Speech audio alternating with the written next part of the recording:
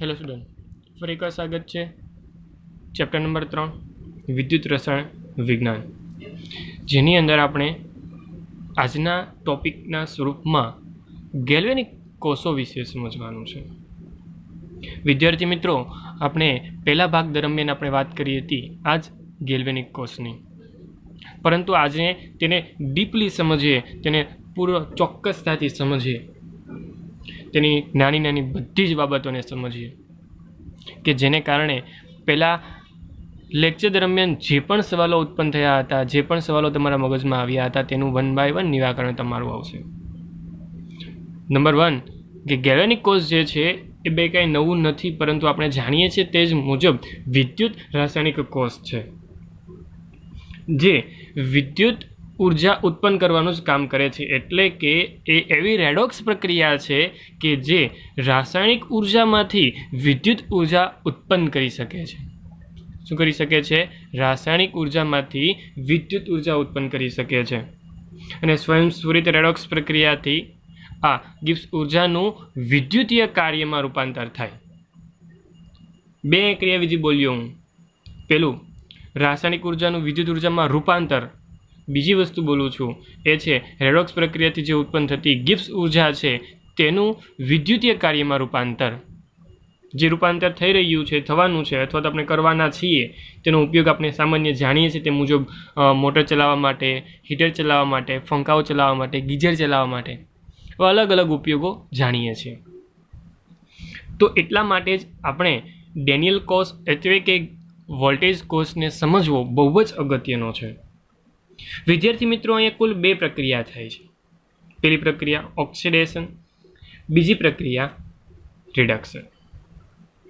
આ બે અર્ધ પ્રક્રિયાથી સંપૂર્ણ પ્રક્રિયા એટલે કે આપણું પ્રક્રિયા સમીકરણ મળશે, જેને 1 બાય 1 આપણે સોલ્વ કરતા છીએ અને 1 બાય 1 જે પણ બાબત હું કહું છું તે સમજતા છીએ. વિદ્યાર્થી મિત્રો, તમારી પાસે જે સાપેક્ષ રીતે રજૂ કરું છું તે પહેલું સ્ટેપ એટલે કે તમારું પ્રક્રિયા સમીકરણ, જેને આપણે ડેનિયલ કોષ બોલીએ છીએ, તેનું સમીકરણ. તમારી પાસે Zn સોલિડના ફોર્મની અંદર છે. પ્રક્રિયા થશે તેની Cu+2 એકવીસના સ્વરૂપમાં અને તમને સરળતાથી મળશે Zn+2 એકવીસના સ્વરૂપમાં પ્લસ કોપર સોલિડના ફોર્મમાં. ઇનડાયરેક્ટલી જોવા જઈએ તો એક પ્રકારની વિસ્થાપન પ્રક્રિયા છે. અને આ બે પ્રક્રિયાનું સંયોગીકરણ છે. કઈ બે પ્રક્રિયા? એટલે કે ઓક્સિડેશન અને રિડક્શનનું. તો આપણે જાણીએ છીએ કે અહીંયા તમે રિડક્શન તો Cu+2 electron minus gives Cu+2 હતું. Okay, Cu+2 electron minus gives Cu copper. That means કે કોપર સલ્ફેટના દ્રાવણમાંથી તમને કોપર મળવાનો છે. એવી જ રીતે ઓક્સિડેશનની વાત કરું, ઓક્સિડેશન તો ઓક્સિડેશન કોનું થાય? તો કે Znનું. Zn gives Zn+2 plus 2 electron minus. વિદ્યાર્થી મિત્રો, અહીંયા ખાસ વસ્તુ સમજવાની છે કે જે આ પ્રક્રિયાઓ છે તેને રિડક્શન અર્ધ પ્રક્રિયા અને ઓક્સિડેશન અર્ધ પ્રક્રિયા કહેવાય, કે જેને દ્વારા આપણે ઉપલા સમીકરણને મેળવી શકીએ છીએ. આ પ્રક્રિયા બે અલગ અલગ ભાગોથી તૈયાર થતી એક સંપૂર્ણ કોષમાં થાય છે. જે આ ભાગ તૈયાર થાય છે તેને પણ અર્ધકોષ કહીએ છીએ, જે આ ભાગ તૈયાર થાય છે તેને પણ અર્ધકોષ તૈયાર કહેવાય છે. તો વિદ્યાર્થી મિત્રો, તમે ખાસ શબ્દને 1 બાય 1 સમજતા જશો, કેમ કે બહુ નવા નવા શબ્દોથી આપણે બધી જ વસ્તુ પરિચય મેળવવાનો છે અહીંયા. તો આપણે પહેલે જ વાત કરી અર્ધકોષ. જે તમારી પાસે બે અર્ધકોષ દેખાય છે, સોલ્યુશન ભરેલું પાત્ર કે જેની અંદર આપણે ZnSO4 ભર્યું છે તેનો જ સળિયો એટલે કે Zn ડીપ કર્યો છે. એવી જ રીતે આ તરફ CuSO4નું પાત્ર તેની અંદર Cu ડીપ કર્યું છે. તો આ બે અર્ધકોષો છે. શું કહેવાય? અર્ધકોષો. જેને બીજા શબ્દોમાં બોલીએ તો રેડોક્સ યુગ્મ પણ કહેવાય. શું કહેવાય? રેડોક્સ યુગ્મ. તો પહેલા શબ્દ વિશે માહિતી મેળવતા આપણે એમ કહી શકીએ છીએ કે અર્ધકોષો અથવા તેને કહીએ છીએ રેડોક્સ યુગ્મ. શબ્દનો પરિચય ખાસ જરૂરી છે, જેની અંદર આ જે ભાગ છે તે એટલે કે Zn વાળો ભાગ, ઓકે, ઝીંક વાળો ભાગ, જેની અંદર ઓક્સિડેશન થાય છે, એટલા માટે તેને બીજા નામથી કહી શકાય ઓક્સિડેશન અર્ધકોષ.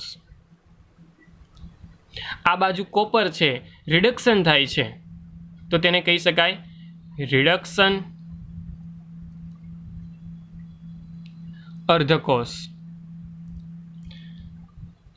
વિદ્યાર્થી મિત્રો, અહીંયા એક ખાસ નાની બાબત ફિક્સ છે, તો એ વસ્તુ છે કે જેનું ઓક્સિડેશન થતું હોય તે હંમેશા ડાબી બાજુએ, જેનું રિડક્શન થતું હોય તે હંમેશા જમણી બાજુએ સેટ થશે.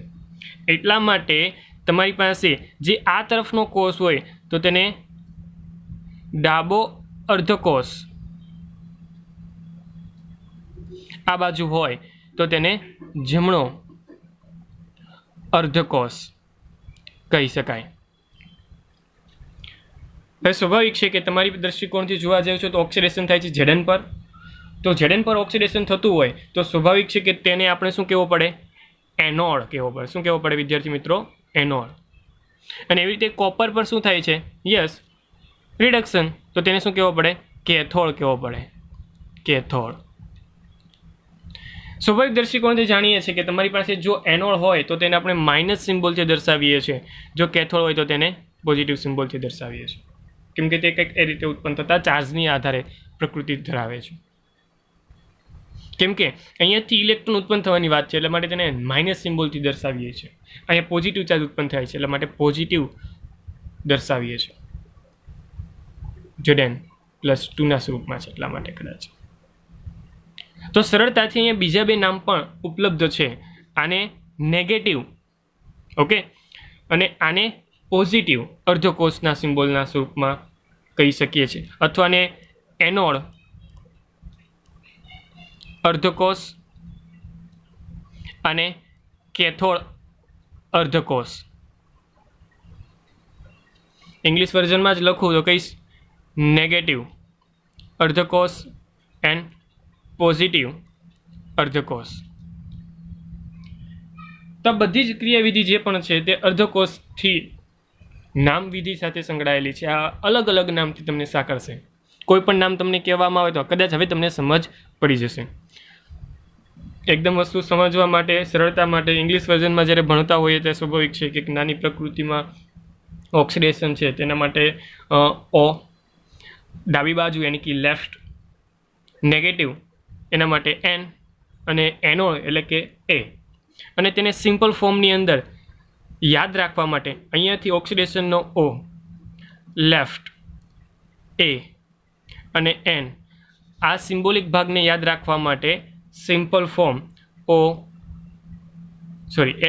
LOAN, loan.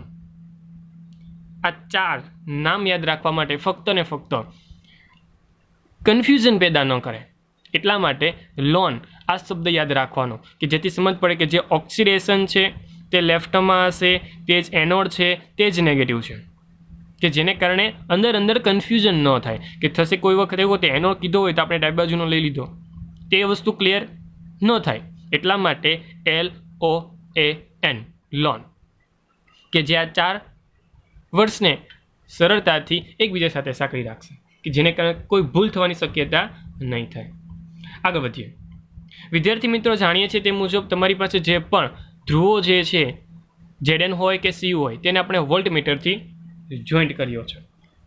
હવે સ્વાભાવિક છે કે વોલ્ટમીટર વડે જોઈન્ટ કરીને આપણે તેની કળની સ્વિચ ઓન કરીએ અથવા તો જે પણ સ્વિચ ઓન કરવાની બાબત ધ્યાનમાં લઈએ તો પ્રક્રિયા શું થાય, તેની ક્રિયાવિધિ શું છે, તેમાં શું થઈ રહ્યું છે તે વસ્તુને સમજીએ. હવે ખાસ કાળજીપૂર્વક સમજજો જે પણ બાબત હું તમને સમજાવવા જઈ રહ્યો છું તે. વિદ્યાર્થી મિત્રો, તમારી પાસે Zn છે. Zn જે છે તે ધાતુમય ભાગમાંથી જ પોતાના પોતાના ઇલેક્ટ્રોનને છૂટા કરે છે. અને આપણે જાણીએ છીએ તે મુજબ તમારી પાસે જે પણ Zn છે તે Zn+2ના ફોર્મની અંદર આવવાનો છે અને ત્યારે 2 ઇલેક્ટ્રોન છૂટા કરે છે. તો Zn+2નું જે ફોર્મ છે તે અહીંયા છૂટું પડશે, અહીંયા પાત્રની અંદર જશે Zn+2 અને તે જગ્યા પરથી જે ઇલેક્ટ્રોન છૂટા પડે છે તે આ પરિપથના માધ્યમથી ચોક્કસ રીતે આગળ વધે છે અને પરિપથના માધ્યમથી આગળ વધે તો સ્વાભાવિક દૃષ્ટિકોણથી તમે જાણો છો તે મુજબ તે કોપર પાસે પહોંચે અને કોપર પાસે જેવી રીતે પહોંચે છે તો તે જ જગ્યા પરથી કોપર સાથે પ્રક્રિયા થશે નહીં, પરંતુ કોપર પ્રક્રિયા ન કરતા તે દ્રાવણમાં રહેલા Cu+2 કોની સાથે Cu+2 સાથે પ્રક્રિયા કરશે, તેને સંતૃપ્ત કરશે અને તે દ્રાવણના Cu+2ને Cuમાં કન્વર્ઝેશન પામશે. કદાચ મારી ક્રિયાવિધિને ફરી એકવાર દોહરાવું છું, ખાસ સમજજો. તમારી પાસે અહીંયા Zn+2નો વધારો થયો કેમ કે Znમાંથી Zn+2 અને ઇલેક્ટ્રોન છૂટા પડ્યા કે જેને કારણે હું એમ કહીશ કે તેનું ખવાણ થાય છે. એક ચોક્કસ સમય પછી તેનું ખવાણ થયેલું તમને જોવા મળશે. એક ખવાણ એટલે આપણે ચોક્કસ સમયે ધાતુના આ ભાગને, ધાતુના ધ્રુવોને ચેન્જ કરવા જરૂરી છે. એટલે આપણે ડિસ્ચાર્જ થઈ ગયેલી ક્રિયા જે છે તે વસ્તુ બોલીએ છીએ. ઓકે, ચાલો એ પાછળથી વિચારીશું, પણ અત્યારે ખવાણ થાય છે એ વસ્તુ અહીં જોવી સરળતાથી દેખાય તે મુજબની છે. અને એ ભાગ ખવાણ થાય છે તો તેનો ઉપયોગ કઈ રીતે થાય છે તો કે Zn+2 અને ઇલેક્ટ્રોનના મુક્તના સ્વરૂપમાં થાય છે. ઇલેક્ટ્રોન મુક્ત થાય છે તે કોપર સાથે રિએક્શન ન કરી શકે કેમ કે તે તટસ્થના ફોર્મમાં છે. તે પ્રક્રિયા કરશે Cu+2ના સ્વરૂપમાં, જે દ્રાવણની અંદર Cu રહેલો છે તેની સાથે. દ્રાવણના Cu+2ને ઇલેક્ટ્રોન મળી જાય તો તે મૂળ ફોર્મમાં આવી જાય, એટલે કે તે Cuના સ્વરૂપમાં આવી જાય અને તે અહીંયા તેના ધ્રુવના સાથે જોઈન્ટ થવા લાગે છે. આ ધ્રુવના ભાગ સાથે જોઈન્ટ થવા લાગશે. તો ધેટ મીન્સ કે અહીંયા ખવાણ થાય છે તો એટલો જ ભાગ અહીંયા વધારાનો જોઈન્ટ થતો કોપરનો જોવા મળશે. આ પ્રક્રિયા કન્ટિન્યુઅસલી ચાલુ કરાશે અને એના જ દરમિયાન આપણે જાણીએ છીએ તે મુજબ વોલ્ટમીટર તેની હાજરી દર્શાવશે, તેની એક ચોક્કસ હાજરી આપશે આપણને કે તેના પરથી આપણે સમજ પડશે કે નહીં અહીંયા ઇલેક્ટ્રોનનું વહન થઈ રહ્યું છે. ઇનડાયરેક્ટલી તમારી પાસે CuSO4 હતું, પાત્રની અંદર CuSO4 હતું, તો પાત્રના CuSO4માંથી સરળતાથી Cu અહીંયા આવી જાય છે તો પાત્રની અંદર SO4 શું વધે છે વિદ્યાર્થી મિત્રો? SO4. તો વધારાનો SO4 વધતો જાય છે, SO4-SO4-2. ધેટ મીન્સ પાત્રની અંદર બે અલગ અલગ પાત્રની અંદર અલગ અલગ આયનોનો વધારો થવા લાગે છે. અહીંયા Zn+2 SO4ની હાજરીની સાપેક્ષમાં Zn+2 વધતો જાય છે. અહીંયા CuSO4માં SO4-2ની હાજરી વધતી જાય છે. તો થશે એવું કે તમારા પાત્રની અંદર એક ચોક્કસ સમયે અહીંયા SO4-2ની હાજરી અને અહીંયા Cu+2ની હાજરી ઇનડાયરેક્ટલી અહીંયા નેગેટિવ આયન અને અહીંયા પોઝિટિવ આયનની જે પણ હાજરી ઉપલબ્ધ થવી જોઈતી હોય તે ઉત્પન્ન થતી બંધ થઈ જાય છે. વિદ્યાર્થી મિત્રો, જો આયન મળતો જ બંધ થઈ જાય, SO4 જે છે તે ચોક્કસ હોય જ નહીં અને અહીંયા Cu+2 હોય જ નહીં, તો સ્વાભાવિક દૃષ્ટિકોણથી આપણે સમજી શકીએ છીએ કે વોલ્ટમીટરની જે પણ કાર્યવિધિ છે તે પણ સ્ટોપ થઈ જશે, પરંતુ તે યોગ્ય રહેશે નહીં. એટલા માટે જ વિદ્યાર્થી મિત્રો અહીંયા એક ભાગના એક ચોક્કસ પ્રકારના યુ આકારના સાધનનો ઉપયોગ કરવામાં આવે છે અને એ યુ આકારના સાધનનો ઉપયોગ એટલે કે જ આપણે જાણીએ છીએ તે મુજબ આપણા યુ ટ્યુબ, જેને આપણે ક્ષાર ક્ષેતુ કહીએ છીએ. જે યુ આકારની ટ્યુબ છે તેને જ આપણે ક્ષાર ક્ષેતુ કહીએ છીએ. તેની રચના આપણે હવે કરીએ, જે રચના હું સરળતાથી આકૃતિમાં દર્શાવું છું.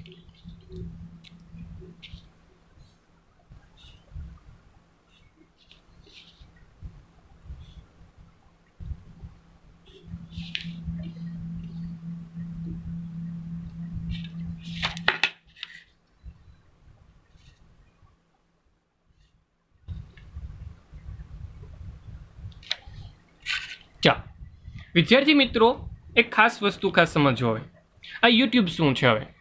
હવે યુટ્યુબ જે આપણે મૂકીએ છીએ યુ આકારની ટ્યુબ, એટલે યુટ્યુબ એવી રીતે શબ્દથી ઉલ્લેખું છું, અથવા તો જેને આપણે ગુજરાતીમાં કહીએ તો એક ક્ષાર ક્ષેતુ છે. ક્ષાર ક્ષેતુ તેની અંદર શું રાખવામાં આવે છે, તેનું કાર્ય શું છે સમજીએ ખાસ.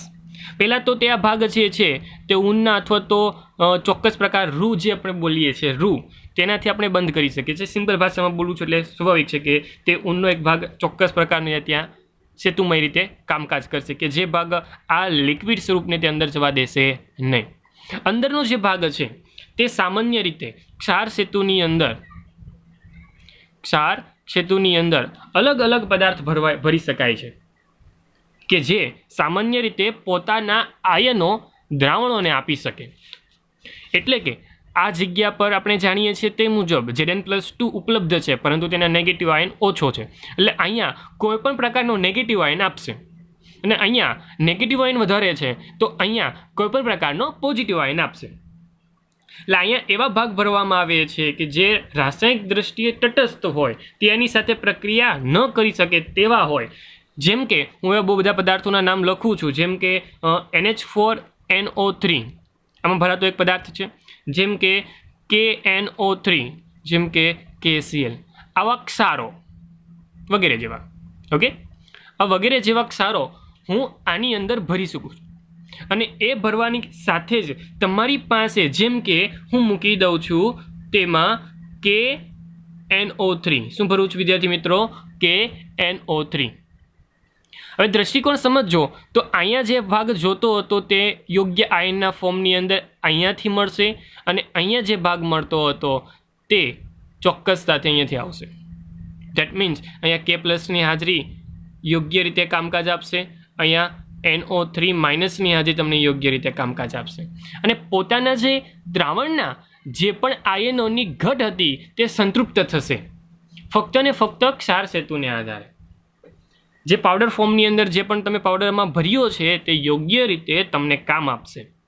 તમારો જે કોષ બંધ થઈ ગયેલો છે, વોલ્ટેજ કોષ બંધ થઈ ગયેલો છે, ગેલ્વેનિક કોષ બંધ થઈ ગયું છે એમ કહીએ છીએ, તે ફરી એકવાર કાર્યરત થશે અને ક્ષાર સેતુને કારણે જે પણ આપણો કોષ છે તેને લાંબા સમય સુધી તેને કાર્યરત કરી શકીએ છીએ, તેને કાર્યથી સક્ષમ કરીને બનાવી શકીએ છીએ. તો વિદ્યાર્થી મિત્રો અહીંયા તમે જુઓ છો તે મુજબ તમારી પાસે જે પણ વોલ્ટેજ ઉત્પન્ન થાય છે તે વોલ્ટેજ ફક્ત ને ફક્ત આપણે જાણીએ છીએ તે મુજબ વિદ્યુત કોષ અને વિદ્યુત વિભાજ્ય, વિદ્યુત કોષ એટલે કે Zn કહું અને તે જગ્યા પર વિદ્યુત વિભાજ્ય કહું એટલે કે ZnSO4 કહું, વિદ્યુત અને વિદ્યુત વિભાજ્ય વચ્ચેના પોટેન્શિયલના તફાવતને કારણે વિકસે છે. તો વિદ્યાર્થી મિત્રો તમારો પહેલો સવાલનો જવાબ એમ કહું કે વિદ્યુત ધ્રુવ પોટેન્શિયલ શું છે, તો આપણે કહી શકીએ છીએ, ખાસ ડેફિનેશન આપણે આપી રહ્યા છીએ, વિદ્યુત ધ્રુવ પોટેન્શિયલ. વિદ્યુત ધ્રુવ પોટેન્શિયલ શું છે તો કહી શકાય છે કે વિદ્યુત ધ્રુવ અને વિદ્યુત વિભાજ્ય વચ્ચેના પોટેન્શિયલના તફાવતને શું કહીએ છીએ આપણે? વિદ્યુત ધ્રુવ પોટેન્શિયલ. ખાસ બાબત અહીંયા એક નાની ડેફિનેશન એક પ્રમાણિક વિદ્યુત ધ્રુવ પોટેન્શિયલની પણ આપું તો એમ કહી શકાય કે જ્યારે અર્ધકોષમાં સમાવિષ્ટ આયનોની સાંદ્રતા 1 કહી દઉં. કેટલી કહી દઉં? 1. સાંદ્રતા પ્રમાણિક કરવી છે ને એટલા માટે હું એને 1 કહું છું. તો 1 સાંદ્રતા હોય ત્યારે જે પણ પોટેન્શિયલ મળે તો તેને આપણે પ્રામાણિક વિદ્યુત ધ્રુવ પોટેન્શિયલ શબ્દથી ઉલ્લેખીશું. શું આપીશું? પ્રામાણિક વિદ્યુત ધ્રુવ પોટેન્શિયલ. ઓકે, તમે જે વાત કરી છે તે મુજબ એનોડ કેથોડની વાત કરી આપણે, તેમાં ચોક્કસ પ્રકારના ઓક્સિડેશન રિડક્શનની વાત કરી કે જેને આધારે તમે પોતાનું કોષની બાબતે સમજી ચૂકો છો અને જે પણ એમાંથી ઉત્પન્ન થતો પોટેન્શિયલ છે તેના વિદ્યુત ધ્રુવ પોટેન્શિયલની પણ બાબતને ધ્યાનમાં લીધી. આમ તમારી પાસે ગેલ્વેનિક કોષના બંને ધ્રુવો વચ્ચે અહીંયાથી અને અહીંયાથી બે અર્ધક ધ્રુવો જે પણ તૈયાર થાય છે તેની વચ્ચે જે પણ પોટેન્શિયલનો તફાવત ઉત્પન્ન થાય તો તેને આપણે કોષનો પોટેન્શિયલ બોલીએ છીએ. સ્વાભાવિક દૃષ્ટિકોણથી જો લખીએ તો તેને બોલીશું કોષ પોટેન્શિયલ. શું બોલીશું? કોષ પોટેન્શિયલ. હવે શબ્દ મેં અલગ એટલા માટે જ પહેલાં ક્લિયર બોલ્યો છું અને લખ્યું છે. આ વિદ્યુત ધ્રુવ પોટેન્શિયલ છે આનો, ફક્ત ને ફક્ત આનો. પરંતુ જ્યારે કોષ પોટેન્શિયલ કહો તો બે અર્ધ કોષ પોટેન્શિયલ ભેગા થશે, તેનો તફાવત જે મળશે તો તેને આપણે કહીશું કોષ પોટેન્શિયલ. બે અર્ધ કોષો જે પોટેન્શિયલનો તફાવત આપે તો તેને કહીશું કોસ પોટેન્શિયલ, જેને આપણે વોલ્ટમાં માપી શકાય છે. ઓકે, તેને બીજા શબ્દમાં અલગ અલગ રીતે ઓળખી શકાય છે. તેનો કોસનો જે પણ પોટેન્શિયલ હોય તો તેને આપણે કોસ ઇલેક્ટ્રો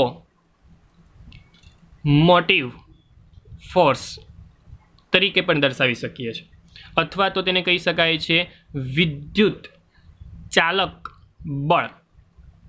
શું કહી શકીએ છીએ? વિદ્યુત ચાલક બળ. ઇંગ્લિશમાં તેને ટૂંકા ફોર્મની અંદર EMF, આ શબ્દથી તમે ભલીભાંતિ વિજ્ઞાનની દ્રષ્ટિએ પણ જાણો છો EMF શું છે તે. તો એને જ EMF કહીએ છીએ.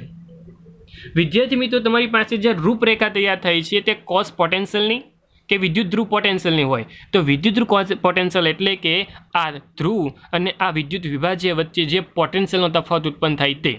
પરંતુ જ્યારે આ અર્ધધ્રુવ એક અર્ધધ્રુવ છે, તેની પાસે એક વિદ્યુત ધ્રુવ પોટેન્શિયલ છે.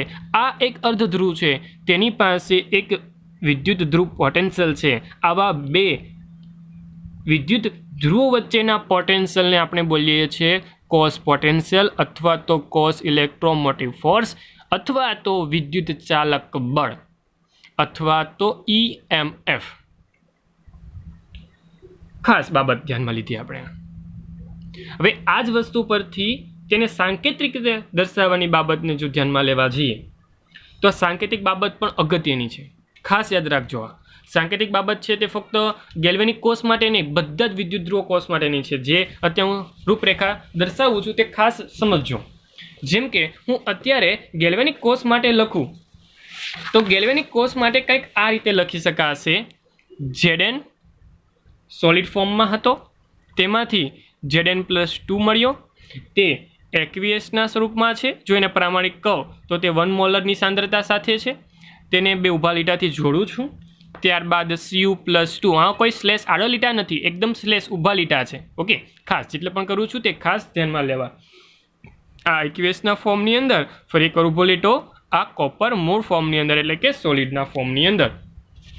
વિદ્યાર્થી મિત્રો, અહીંયા સમજવાની બાબત ખાસ કાળજીપૂર્વક સમજજો. તમારી પાસે ઓક્સિડેશન રિડક્શન કઈ રીતે રાખવું, કઈ દિશામાં રાખવું અને ક્યાં કઈ રીતે ઉલ્લેખનીય છે તે. જ્યારે પણ તમે વિદ્યુત રાસાયણિક કોષની બાબત ધ્યાનમાં લેશો ત્યારે સાંકેતિક સ્વરૂપ આ રીતે લખી શકાય છે. અને સાંકેતિક સ્વરૂપનું જે પણ દિશા નિર્દેશ છે તે કંઈક આ રીતે લખી શકાય કે જે આ ભાગ છે તે સ્વાભાવિક રીતે એનોડ અર્ધકોષ છે. જે મેં પહેલાં જ કીધું કે સ્થાન નક્કી થયેલા છે. આ ભાગ દર વખતે આ ભાગ સ્વરૂપમાં જ આવશે, એટલે કે ડાબી બાજુ જ આવશે. શરૂઆત એનોડ સ્વરૂપમાં છે. જે આ ભાગ તમે દર્શાવો છો તે ભાગ એટલે કે સ્વાભાવિક છે કે તે કેથોડ હોવાનો છે. કેથોડ અર્ધકોષ. હું એમ કહું કે એટલો ભાગ તો એ કેથોડ છે, હું કહું એટલો ભાગ તો તે એનોડ છે. જ્યારે આ બંનેને હું કંઈક દિશા નિર્દેશથી દર્શાવું છું, એટલે કે બે ઊભા રેખાથી દર્શાવું છું, તો ઊભા રેખા જે છે એ તમારા માટે બીજું કંઈ નવું નથી, પરંતુ એક ક્ષાર સેતુ છે. શું છે વિદ્યાર્થી મિત્રો? ક્ષાર સેતુ. જેને ઇંગ્લિશ વર્ઝનમાં કહું તો તેને સોલ્ટ બ્રિજ કહેવાય. શું કહેવાય? Salt bridge. આ ક્ષાર સેતુને દર્શાવવા માટે બે ઊભા લીટાનો યુઝ થાય છે. અને યાદ રાખવાનું છે, હંમેશા ઇલેક્ટ્રોનનો જે ફ્લો છે, ઇલેક્ટ્રોનનો જે પ્રવાહ જે છે તે કંઈક આ દિશાનો રહેશે. હંમેશા ખાસ કાળજી રાખજો, આ વસ્તુને ખાસ સમજી લેજો. અને તમારી જે પણ સ્ક્રીનમાં જે દેખાતો આટલો કોન્સેપ્ટ છે તે દર વખતે સમાન રીતે આવશે અને સમાન દિશામાં જ ઉલ્લેખનીય છે. સ્વાભાવિક દ્રષ્ટિકોણથી જોવા જઈશું તો કદાચ સમજી શકાય કે Znમાંથી Zn+2, ખાસ સમજો આ લખાણની રીત છે તે ખાસ સમજો. Znમાંથી Zn+2 એટલે તમે જાણો છો કે ઓક્સિડેશનના જે પણ છે તે +2 એટલે કે વધારો થાય, એટલે આપણે જાણીએ છીએ ઓક્સિડેશનની ક્રિયા છે. તો ધેટ મીન્સ કે એનોડ એટલે કે ઓક્સિડેશનની ક્રિયા, તો અહીંયા +2 પહેલાં નહીં પછી લખવા પડે. પરંતુ અહીંયા જે તે રિડક્શનની પ્રક્રિયા થાય છે, +2માંથી ઓક્સિડેશન નંબર 0માં થાય છે. તો અહીંયા રિડક્શનની પ્રક્રિયા થતી હોવાને કારણે અહીંયા પહેલાં Cu+2 અને પછી Cu લખવું પડશે. હજી અહીંયા સ્ટોપ નથી થતા. આજે આપણે વાત કરવાની છે વિદ્યુત ધ્રુવ પોટેન્શિયલની અને કોસ પોટેન્શિયલની. તમારી પાસે જ્યારે કોસ પોટેન્શિયલનો સિમ્બોલ હોય તો તેના કોસ પોટેન્શિયલના સિમ્બોલને હું કહીશ E સેલ. શું કહીશ? E cell. સેલ એટલે કે કોસ. તો તમારી પાસે જે આપણે કોષ પોટેન્શિયલની વાત કરવા જઈએ તો તેને ઈ સેલ તરીકે દર્શાવીશું. અને ઈ સેલ જો તમારે દર્શાવવો છે તો હંમેશા ઈ રાઈટ માઇનસ ઈ લેફ્ટ, અથવા તો તેને દર્શાવી શકાય ઈ રિડક્શન માઇનસ ઈ ઓક્સિડેશન. જેમ કે હું આ કોષ પોટેન્શિયલ માટે ડેનિયલ કોષની વાત કરતો હોઉં તો સરળતાથી કહીશ કે ઈ Cu+2 Cu માઇનસ ઈ Zn+2 Zn. કદાચ દૃષ્ટિકોણ તમારો છે, તમે સરળતાથી અને કાળજીપૂર્વક જુઓ છો તો અહીંયા બંને વખતે મેં Cu+2/Cu Zn+2 બોલીટો Zn મેં આ સ્વરૂપમાં લખ્યું છે. વિદ્યાર્થી મિત્રો, લખવા માટેનું કારણ છે કે જ્યારે પણ તમે પ્રામાણિક વિદ્યુત કોષ પોટેન્શિયલ અથવા તો વિદ્યુત ધ્રુવ પોટેન્શિયલ યુઝ કરો છો તો કંઈ બીજું નથી પરંતુ પ્રામાણિક રિડક્શન પોટેન્શિયલ જ છે. ખાસ વિદ્યાર્થી મિત્રો યાદ રાખજો, વિદ્યુત ધ્રુવ પોટેન્શિયલ તે રિડક્શન પોટેન્શિયલ જ છે. એટલા માટે હંમેશા રિડક્શન પોટેન્શિયલના સ્વરૂપમાં જ ઈની ઉલ્લેખનીય બાબત ધ્યાનમાં લેવાની રહેશે. વિદ્યાર્થી મિત્રો, અહીંયા જો કોઈ બીજો કોષ આપી દીધો હોય, સ્વાભાવિક છે કે ધાતુમય ભાગ બદલાશે, ઓક્સિડેશન રિએક્શનની તેની હાજરી બદલાશે, તેની અવસ્થાઓ બદલાશે, પરંતુ અહીંયા રહેલો કોઈ પણ કોન્સેપ્ટ બદલાતો નથી. અહીંયા જે પણ કોન્સેપ્ટ આપણે જોયો સમજીએ છીએ તે બધો જ કોન્સેપ્ટ જેમનો તેમ આવશે. ડાબી બાજુ હોય, જમણી બાજુ હોય, એનોડ હોય, કેથોડ હોય, ઓક્સિડેશન હોય કે રિડક્શન હોય, કે પછી પોઝિટિવ ચાર્જ આપવાની વાત થતી હોય કે નેગેટિવ ચાર્જ આપવાની વાત થતી હોય, તેમાંથી ઉત્પન્ન થતા જે ભાગને વિદ્યુત ધ્રુવ પોટેન્શિયલ કહેતા હોય, અને એ બે વિદ્યુત ધ્રુવ પોટેન્શિયલને જો તફાવતને ધ્યાનમાં લેવામાં આવે તો તેને કોષ પોટેન્શિયલ બોલતા હોય. અને કોષ પોટેન્શિયલ મેળવવાની જે આ રીત હોય, કોઈ પણ વસ્તુ અહીં બદલાતી નથી. ધેટ મીન્સ કે તમે આ બધી જ વસ્તુનો ઉપયોગ સરળતાથી હવે કરી શકો છો, અને એ બધો જ ઉપયોગ તમારે કરવાનો જ થશે. જેમ આપણે આગળ વધીશું તે મુજબ તમે 1 by 1 સ્ટેપ બાય સ્ટેપ તમે એક સ્ટેપને સમજતા જજો, કેમ કે હવે 1 by 1 આપણે અંદર તરફ જઈ રહ્યા છીએ વિદ્યુત રસાયણના ટોપિકની અંદર. તો આજના સેશનની અંદર આપણે બહુ જ અગત્યની વાતો કરી અને એના મધ્ય ભાગ સ્વરૂપે આપણે ગેલ્વેનિક કોષ રાખ્યો, અને ગેલ્વેનિક કોષને ધ્યાનમાં લઈને બધી જ અગત્યની વાત આપણે કરી છે, જેના ભાગ સ્વરૂપે મહત્વના ભાગ સ્વરૂપે આ ભાગને હું દર્શાવીશ ફરી એકવાર, જેની અંદર આપણે એનોડ, કેથોડ કે પછી ક્ષેત્રોની વાત કરતા હોય, ઇલેક્ટ્રોનના વહનની વાત કરતા હોય, ઓક્સિડેશનના લખાણની અથવા તો રિડક્શનના લખાણની વાત કરતા હોય. અહીંયા ખાસ અગત્યનું છે વિદ્યાર્થી મિત્રો, આજના આ ગેલ્વેનિક કોષના ટોપિકને અહીંયા જ સ્ટોપ કરું છું. આગલા ભાગની અંદર ફરી એકવાર કન્ટિન્યુ કરીશું આપણે આ જ સેશનો સાથે, આ જ ચેપ્ટર સાથે. પરંતુ આજના સેશનમાં જેલી બધી જ વસ્તુ કાળજીપૂર્વક જુઓ, કાળજીપૂર્વક સમજો, અને કાળજીપૂર્વક સમજેલી બધી જ બાબતો તમને ખાસ આ ચેપ્ટરમાં મહત્ત્વની લાગશે. તો બસ આજના ટોપિક માટે આટલું જ. હું છું તમારો મેન્ટોર, શિક્ષક હિમાંશુ સરધારા સર.